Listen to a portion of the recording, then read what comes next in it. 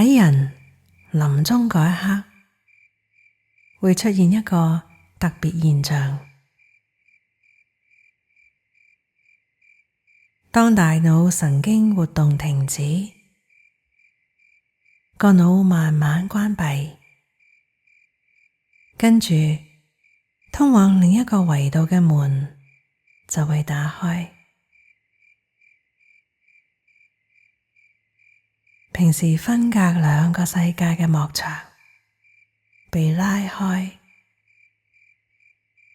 俾臨終嘅人進入靈性嘅世界。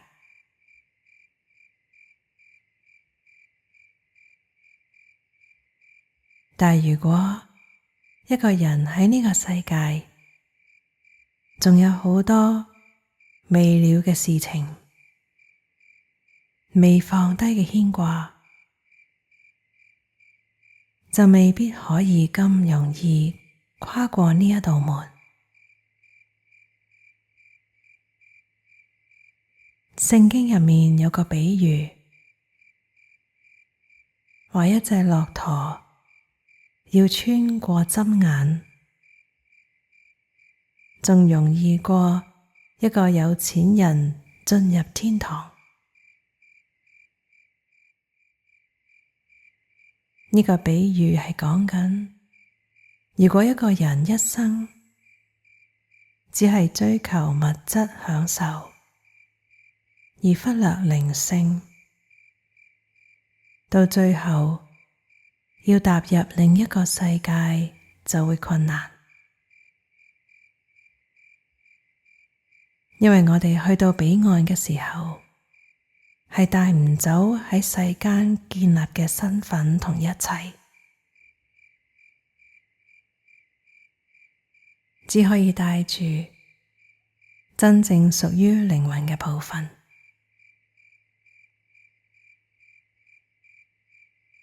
如果一個人背負住沉重嘅情緒包袱離開，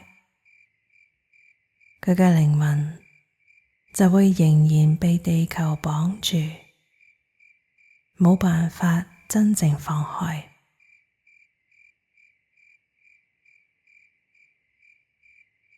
當靈魂去到另一邊，會進行生命回顧。有啲經歷過瀕死體驗嘅人都講過，佢哋曾經見到一個人生回顧，自己一生發生過嘅事，好詳細，一幕一幕出現，好似一個徹底嘅審視。若果以地球時間去計，可能只係幾分鐘嘅事。如果嗰個人唔再返自己肉身，呢個生命回顧會感覺好似經歷咗好多年。佢嘅光能量場積聚嘅負能量需要慢慢燃燒、清理，但喺嗰個空間，好似空氣好稀薄咁，淨化同釋放過程會更加困難。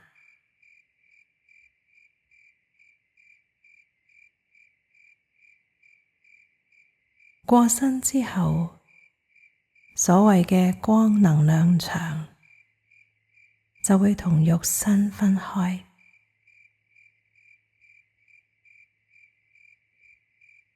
人在世嘅時候，其實一直有兩股力量連結住光能量場同身體。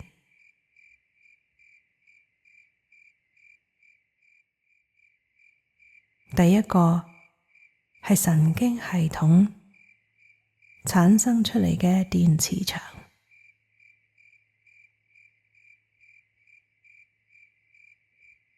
當臨終嗰一刻，大腦嘅電磁活動停止，電磁場嘅力度跌到去零，原本將光身體同肉身綁住嗰度主要力量就會自然消散。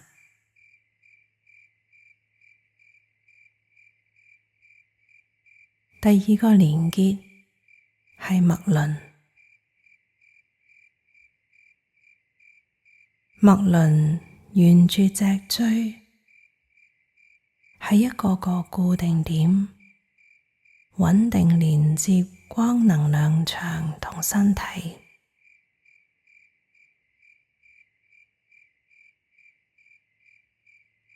喺最後儀式入面，修行者會協助逐一釋放七大脈輪，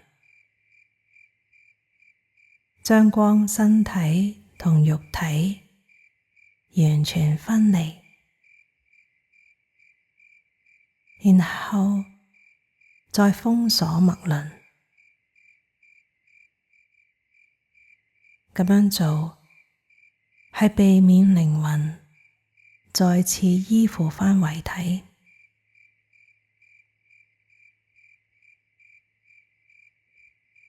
當解除脈輪同肉身嘅連結，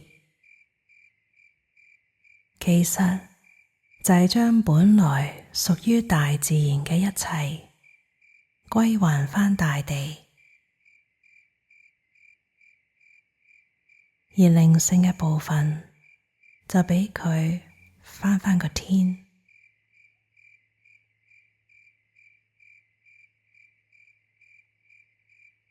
我以前同導師修行訓練嗰陣，有機會去殯儀館觀察一位過咗身嘅人，佢嘅光能量場。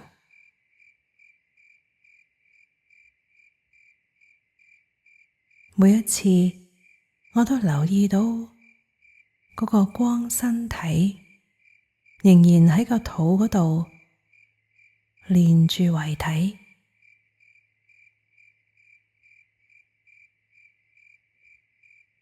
過咗幾日之後，我去到墓地睇下，發現嗰個光身體仲係漂浮喺墳墓上面，好似仲黐住下邊嗰副已經開始腐化嘅肉身。但係其實嗰個身體早就唔再係佢真正嘅家。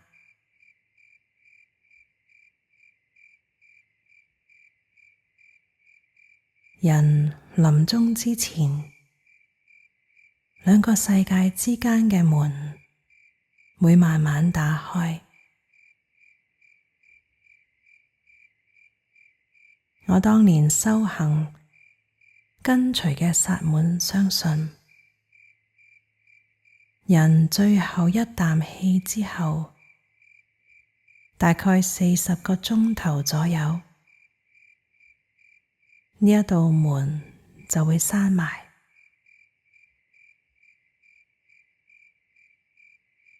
之後靈魂就要穿越一層一層去到唔同地方。嗰啲地方係畀啲冇意識自己死咗嘅靈魂慢慢淨化同釋懷。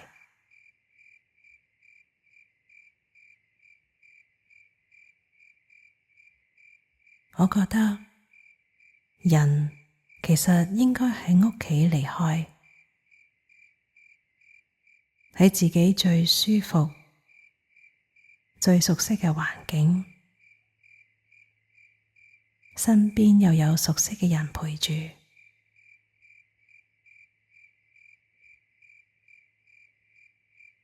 但係而家呢種情況已經唔常見。好多時係喺醫院度過身。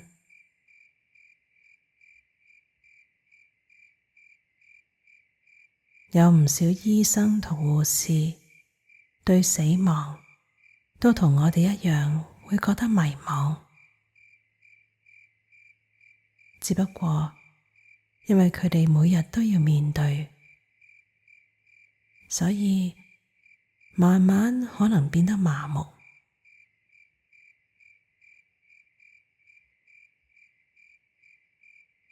好重要嘅一點係要確保醫護人員清楚知道尊重臨終者同家人嘅意願。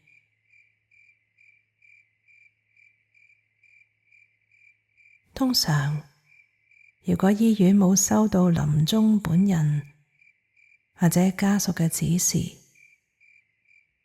佢哋就必須要用醫療措施去延長生命。但係呢一個只係法律要求，嚟保障醫院唔會因為醫療決定而俾人告。不過，唔一定係為咗確保臨終者或者家人嘅生活質素。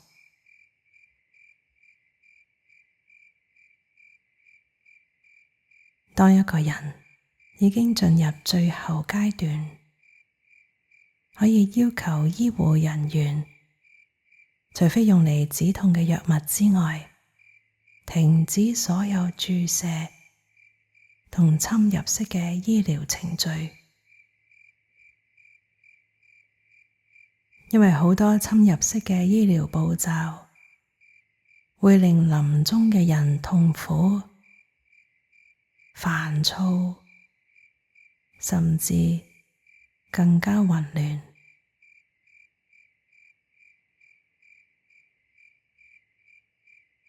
如果你係家屬，你有權同醫生講清楚，只需要俾足夠嘅藥物去減輕痛楚，但係唔好令到佢冇晒意識。咁樣，佢仍然可以保持清醒，同身邊嘅人好好道別，又唔使承受太多身體痛楚。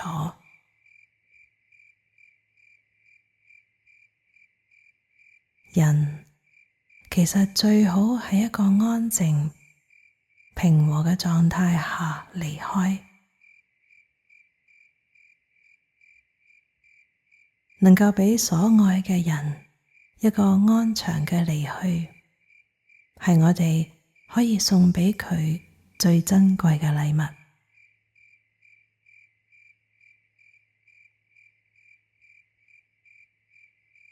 臨終嘅時候，人嘅感官往往會更加敏感，特別係聽覺。平時好細微嘅聲音都會被放得好大聲，甚至覺得焦慮、混亂。所以盡量令呢個過渡溫柔、安靜。喺佢離開嗰陣，佢所在嘅房最好就係好似一個平靜嘅殿堂，多啲溫柔咁同佢講說話，用愛同佢交流。就算佢已經昏迷，甚至已經停止呼吸，但係佢嘅靈魂其實可能仲聽到你把聲。你嘅愛可以傳到去從來冇諗過嘅層面，仍然同佢相遇。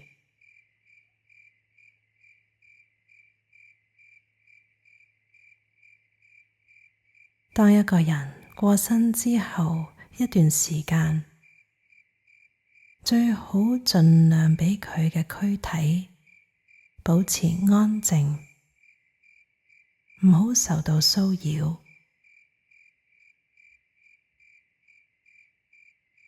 喺醫院度可能比較難，但可以試下啲靈活嘅方法安排，或者可以爭取到至少幾個鐘頭嘅寧靜，因為喺呢段時間，死者嘅光能量場會經歷一個劇烈嘅變化。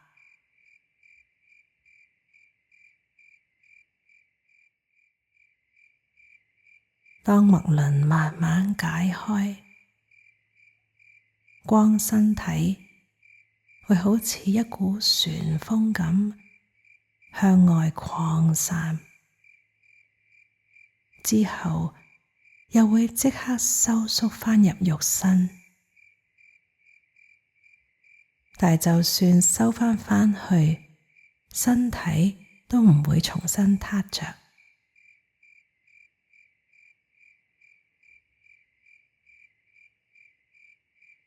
喺西藏傳統入面，人過身之後，身體通常會被守護3日3夜。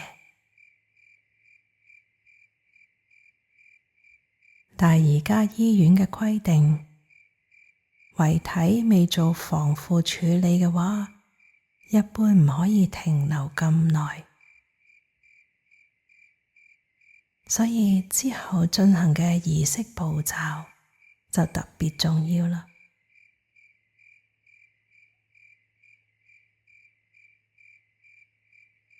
當我爸爸過身嗰陣，我感覺到佢嘅光身體喺空中漂浮咗2日，一直到喪禮嗰日為止。嗰陣時，佢其實已經離開咗肉身。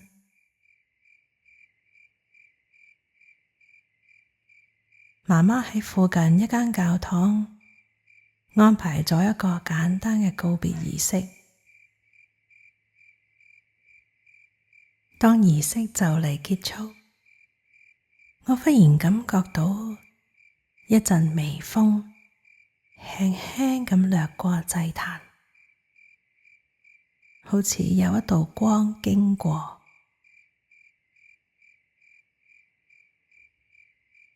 我當時覺得爸爸喺嗰一刻真正離開咗。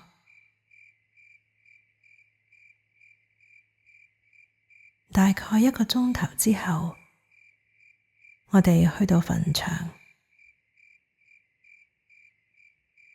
我感覺到棺木入面已經完全冇任何能量，只係剩低一個空殼。